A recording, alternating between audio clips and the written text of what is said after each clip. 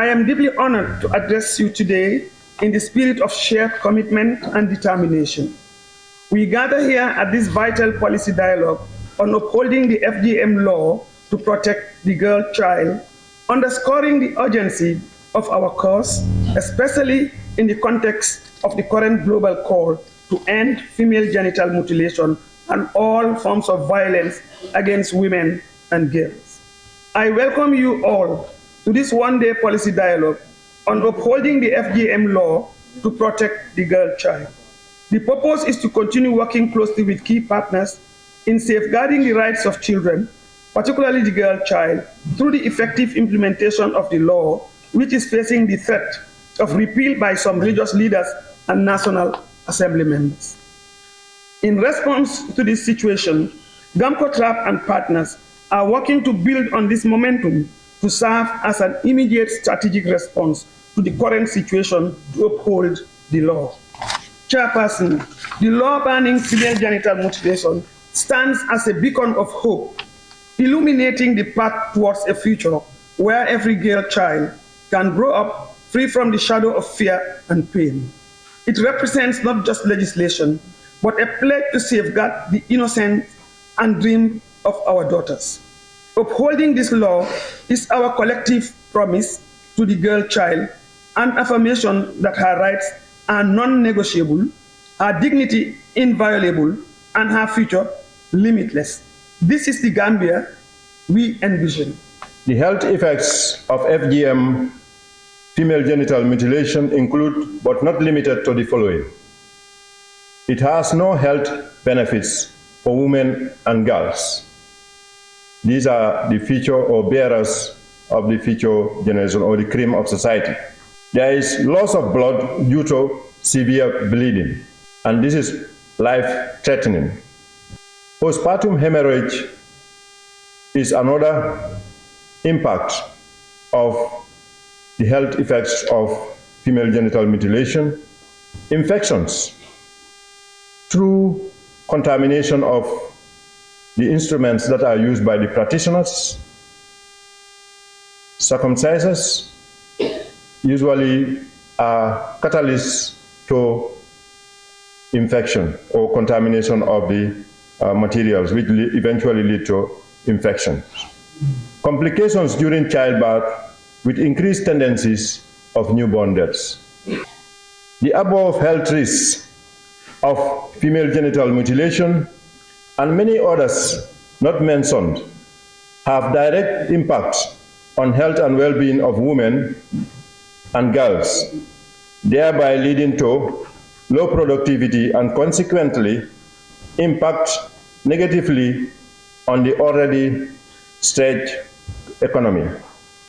We have to remember that FGM of any type is a violation of the human rights of girls and women, as it is a harmful procedure performed on a child who cannot give the required consent. FGM has become recognized not only as a health hazard and a form of violation against women and girls, but also as a human rights issue under international laws.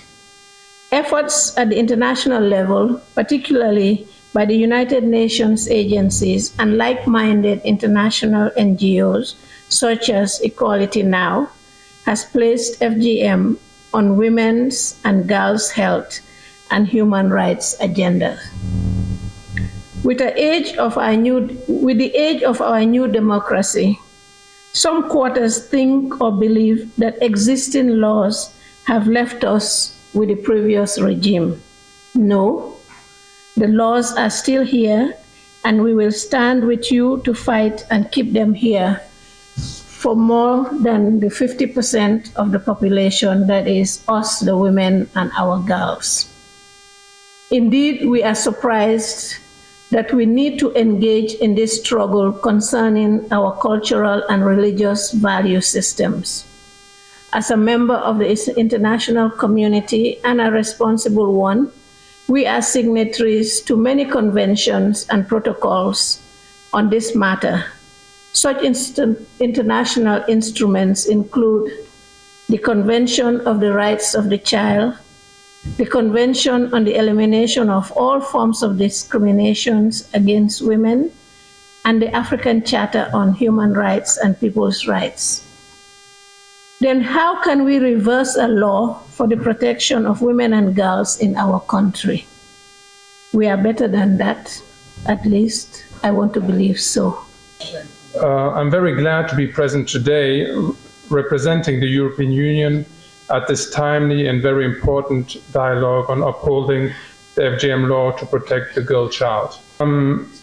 Today's initiative is also part of the wider discussions that are taking place within the Gambian society after the debate on repealing the anti-FGM law was launched at the National Assembly around 2 months ago.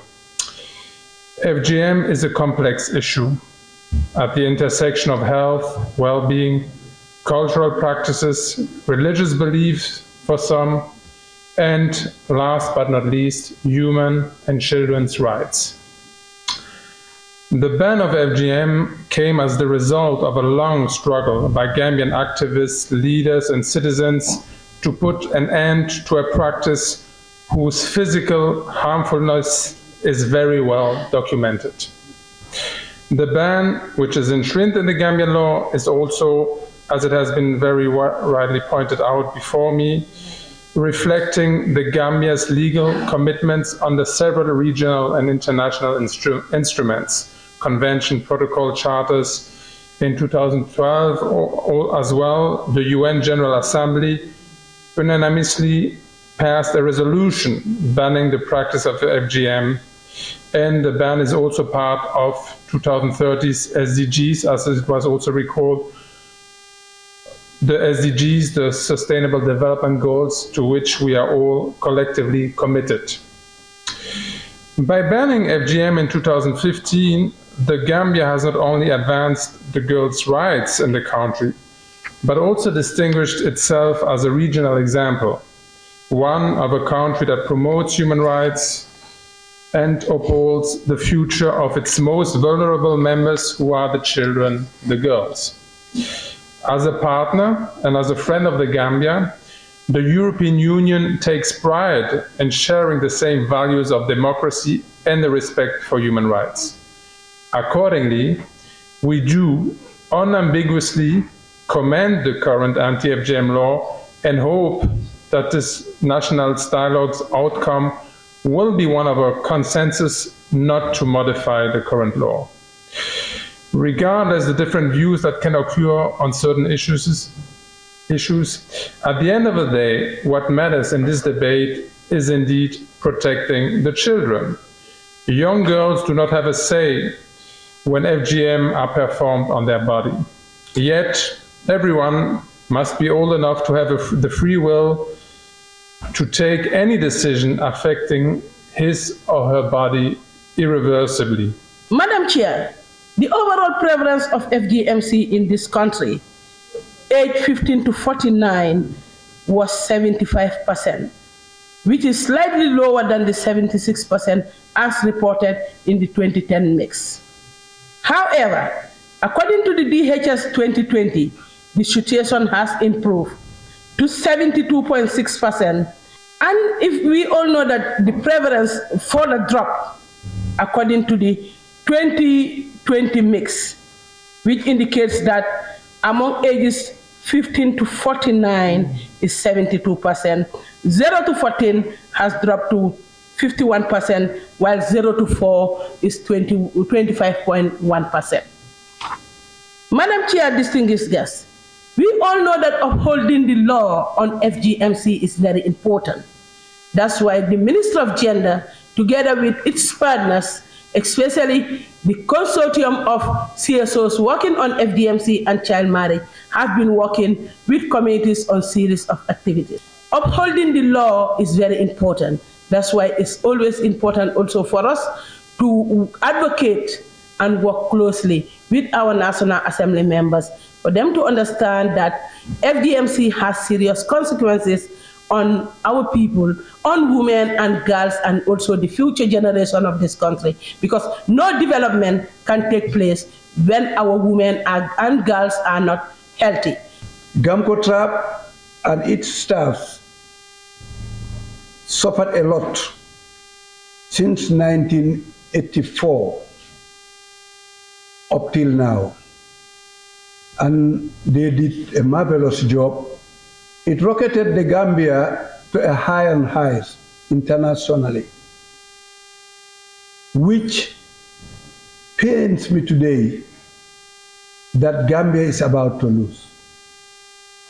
Because if the world today, we are talking about 2023, repealing the laws that ban such a harmful traditional practices and legalizing again in our country with the good name that Gambia have achieved over the years and the representation that Gambia has achieved internationally on democracy, on human rights, on rule of law.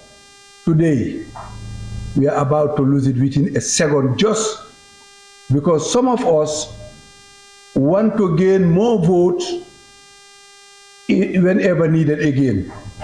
And remember, as my chairman told me, let me remind the gathering that Gambia is not an isolated country, but it's a country within countries, have partners, friends, and everybody, and has so many conventions ratified.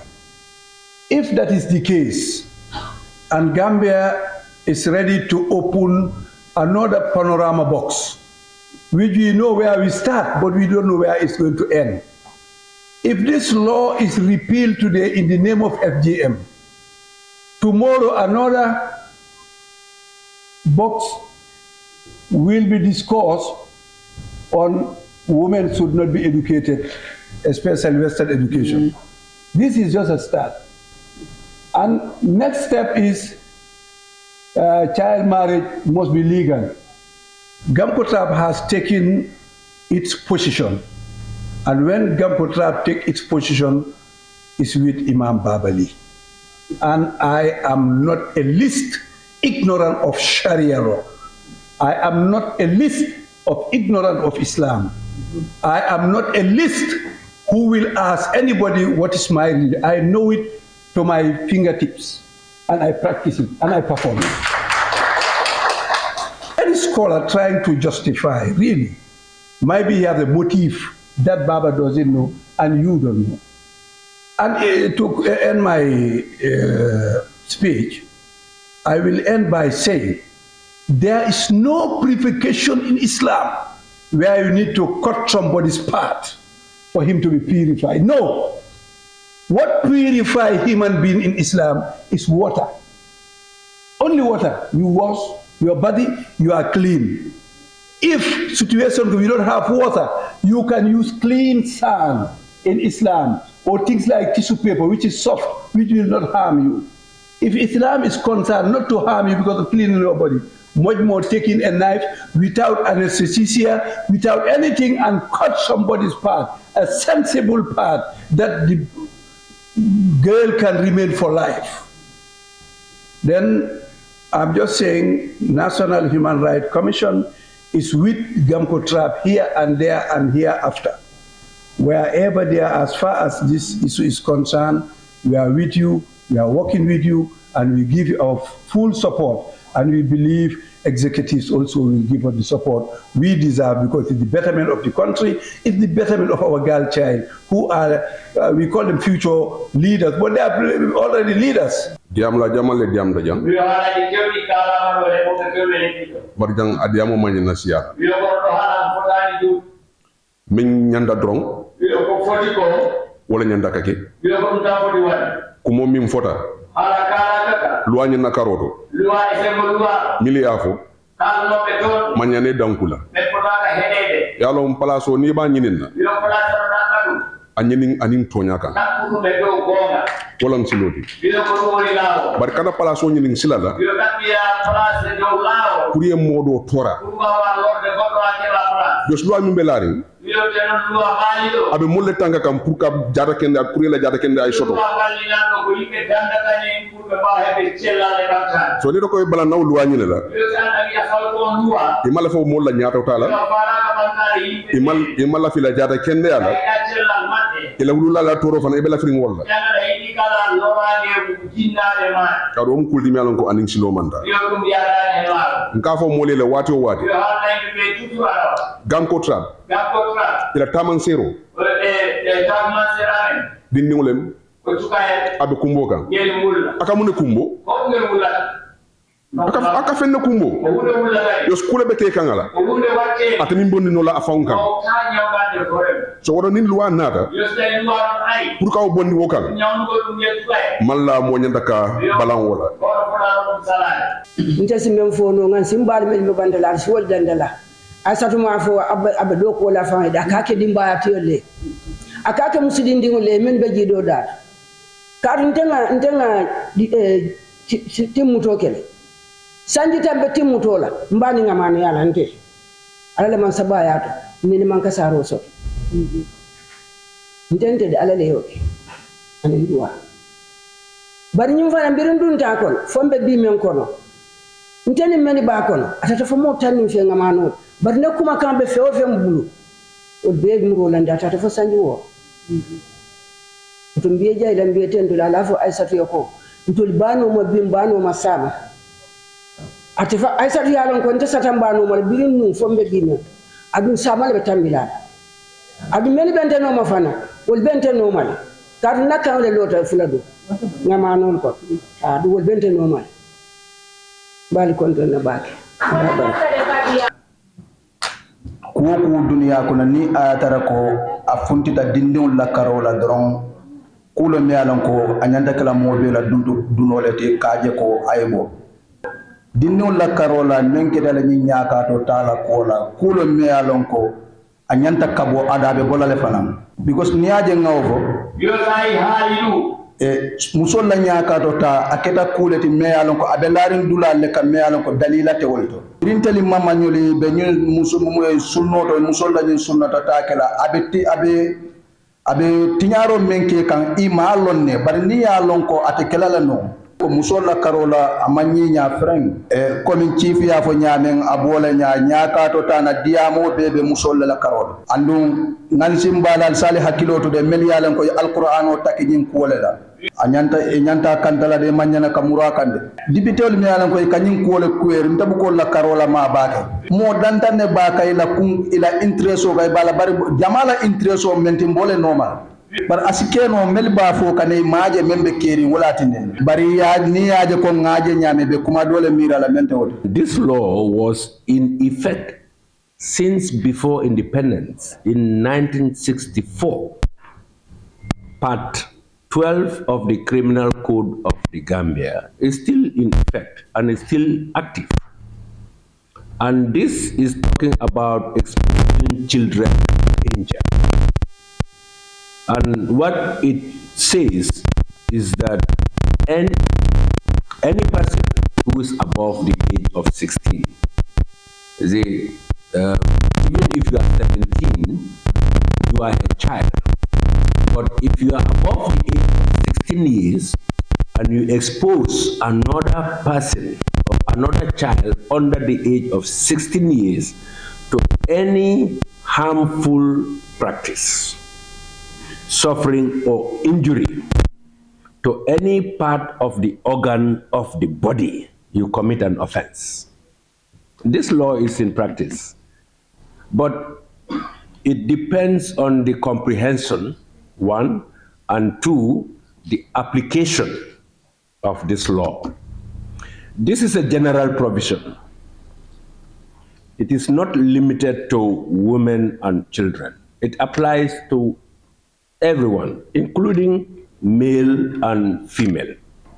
So it is important for us to note that even without the Women's Act, any person who engages himself or herself in this practice is liable under the criminal code. And that code applies to everybody in the Gambia. There's no exception. including circumcisers and whoever aids or abates those circumcisers. So they are all culpable and liable under this act.